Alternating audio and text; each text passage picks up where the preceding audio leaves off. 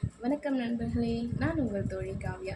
காசு, பணம், பேர், புகழ் எல்லாமே செகண்டரி தாங்க. என்னடா இப்படி சொல்கிறேன் அப்படின்னு நீங்கள் நினைக்கலாம். கண்டிப்பாக இந்த உலகத்தில் இருக்கிறவங்க எல்லாமே அதை தேடி தானே ஓடுறோம் ஓடிக்கிட்டே தான் இருக்கோம். ஆனால் அதெல்லாம் நமக்கு கிடச்சிச்சா?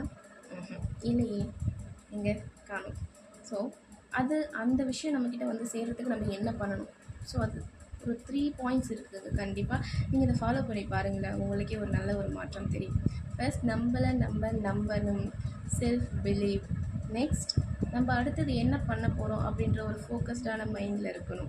நெக்ஸ்ட் கன்சிஸ்டன்சியாக ஃபாலோ பண்ணணும். கன்சிஸ்டன்சி ரொம்ப பியூட்டிஃபுல்லான வேர்டுங்க.